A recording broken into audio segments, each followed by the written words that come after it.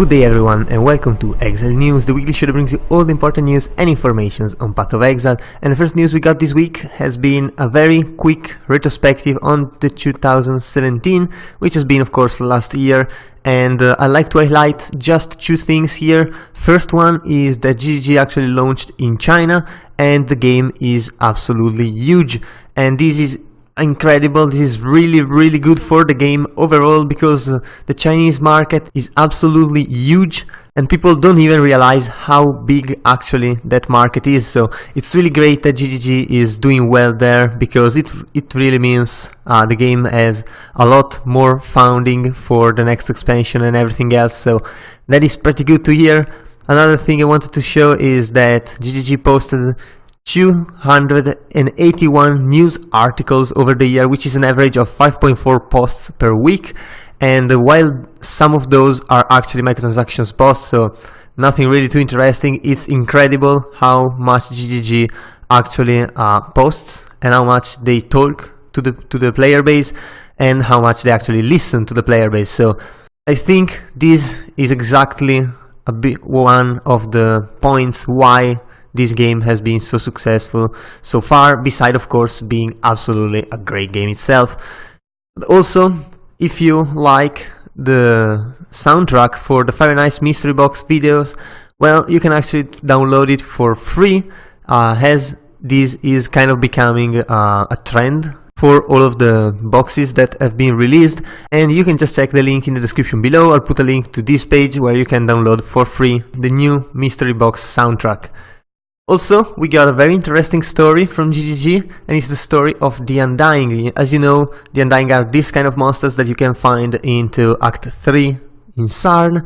And well, it's really interesting how they started out. They were supposed to be really strong monsters, hiding in the shadows, but being vulnerable to the sun. And then you kind of had to do some crazy stuff, some quests, and then you were able to actually kill them. But it kind of proved way too hard to implement and not really the best thing, so it didn't happen.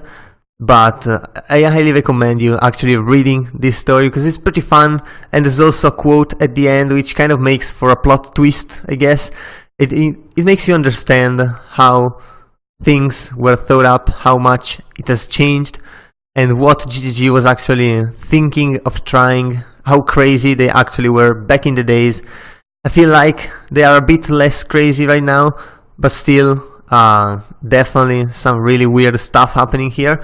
So if you have a moment, definitely read this story up. I'll put a link again in the description below.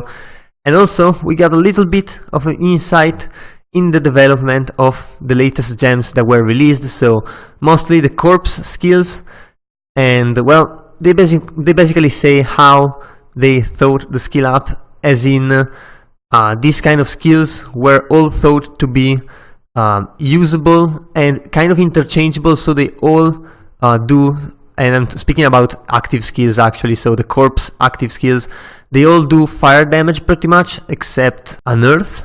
But other than that, they are all fire damage and they're all area damage as well, so you can kind of specialize into those things, and then you can switch and mix and match those kind of skills to actually try the ones you prefer. This makes it for a better or much better leveling, and we definitely saw those into the start of the league, where some streamers, including for example Ziggy, were actually trying these skills out and they discovered they were really damn strong. Especially cremation for big boss killing is absolutely broken. But anyway, there's also a kind of a prototype which was supposed to be an infernal sweep, which didn't make it into the game yet. I guess GGG is still testing it, because it kind of ended up being a better version of Infernal Blow and Sweep both together. Although, well, I mean, it didn't make it into the game, so we'll see how that kind of becomes something.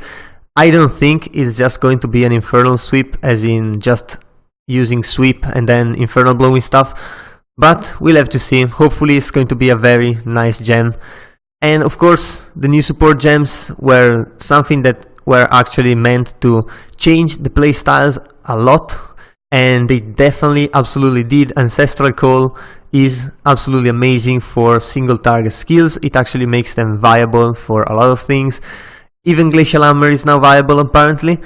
There's also like something like Volley and Spell Cascade are absolutely amazing, so they definitely changed the game, and these are definitely some of the support skill we need in the game, instead of just having, for example, Threshold Jewels, which, I mean, make the skill usable but should just be into the skill itself, to be honest.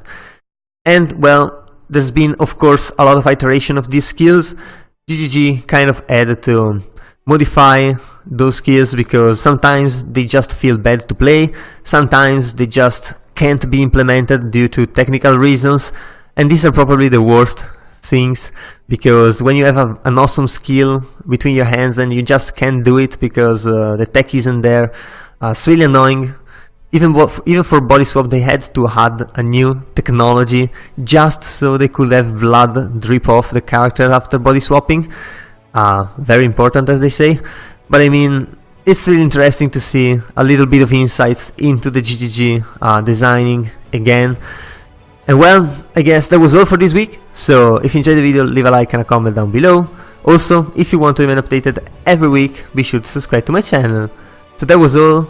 I've been your host Zorzo, and I'll see you guys the next time.